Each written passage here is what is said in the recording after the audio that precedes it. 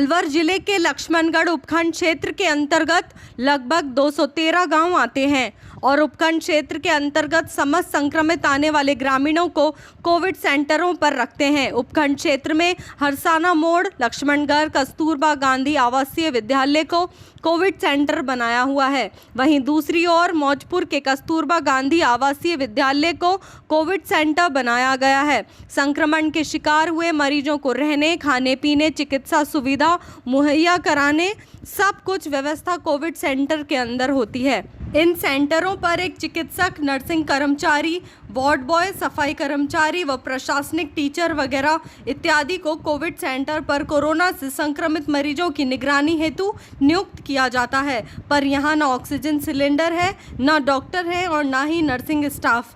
फिर किसके भरोसे कोविड सेंटर चलाया जाएगा?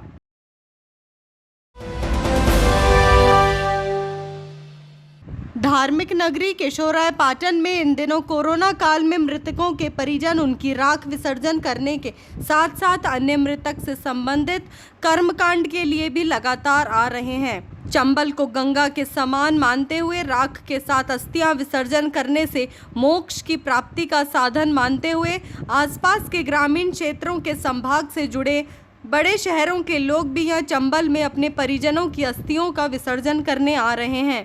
वहीं दूसरी ओर कोरोना काल के चलते हरिद्वार जाने में असमर्थ गरीब तथा आर्थिक रूप से कमजोर व्यक्ति भी अपने परिजनों की अस्थियों को चंबल में ही नाव के द्वारा विसर्जित कर रहे हैं, जिसके चलते अब धार्मिक नगरी की मान्यता हरिद्वार के बराबर हो गई है।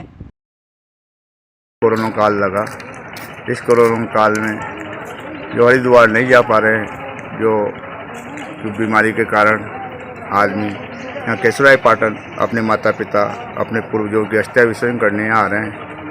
और इस कार्य में ये माँ पूर्व आई है, ये पूर्व दिशा में बहती है, इसका बड़ा महत्व है केशोरायपाटन में और ये हमारे हाड़ौती की प्रसिद्ध स्थान है। कोरोना संक्रमण के बढ़ते प्रकोप के कारण खंडेला उपखंड के प्रशासनिक आला अधिकारी लॉकडाउन का पालन करवाने के एक्शन मोड पर हैं। गुरुवार को खंडेला एसडीएम राकेश कुमार की अगुवाई में कांवट सामुदायिक स्वास्थ्य केंद्र में उपखंड के पंचायती राज, स्वास्थ्य, शिक्षा, पुलिस विभाग के अधिकारी कर्मचारियों की बैठक की गई। एसडीएम ने कहा कि सरकार व प्रशासन की पहली प्राथमिकता लोगों का जीवन सुरक्षित रखना है।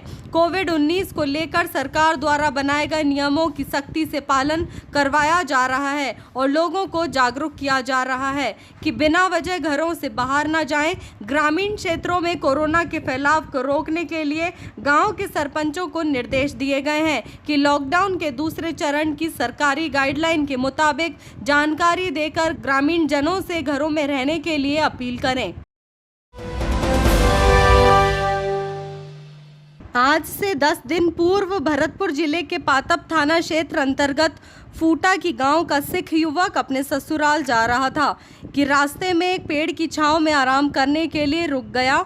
वहां लोगों ने उसे मोटरसाइकिल चोर समझकर पकड़कर बुरी तरह से पीटा और उसकी पगड़ी उतार उसके बालों से पकड़ बेअदबी की गई, जिससे एक समाज के लोगों में आक्रोश व्याप्त है। बेअदबी करने वाले लोगों के खिलाफ कानूनी कार्रवाई करने को लेकर रामगढ़ सिख समाज के लोगों ने मुख्यमंत्री के नाम एसडीएम को ज्ञापन सौंपा है। आज हमने रामगढ़ उपखंड अधिकारी को ज्ञापन दिया है इस विषय में, जो सीकरी में एक सिख नवयुवक के साथ जो कुछ लोगों ने मारपीट करी है और सिख धर्म की भावनाओं को जो आहत किया है, जो उसके केस खोलकर सिर पकड़कर बालों से उसको मारा गया, बुरी तरह घसीटा गया है, उसके संदर्भ में हमने रामगढ़ उपखंड अधिकारी को आज ज्ञापन दिया है।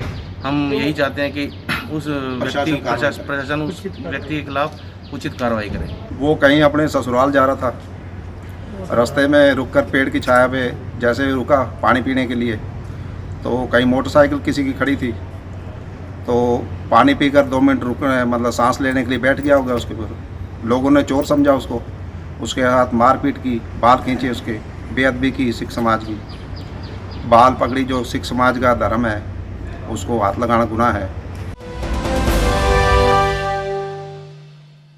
शुक्रवार को मनाई जाने वाली ईद पर कोविड-19 की पालना सुनिश्चित कराने को लेकर एसडीएम कैलाश शर्मा की अध्यक्षता में रामगढ़ थाना परिसर में आकस्मिक बैठक आयोजित की गई।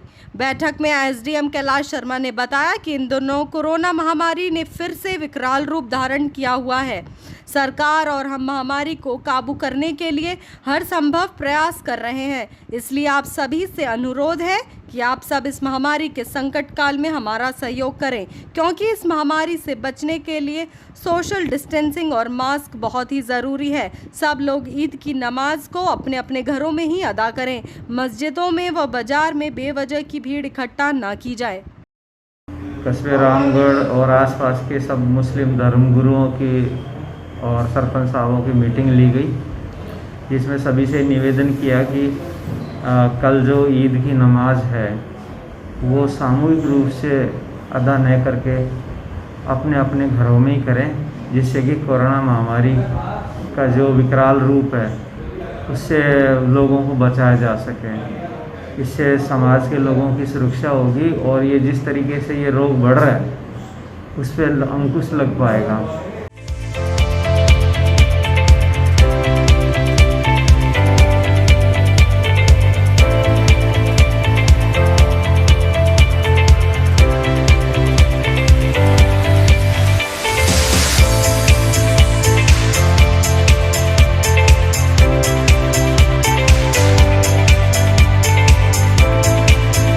राज Nishan near Doms compound, Jaipur road, Ajmer.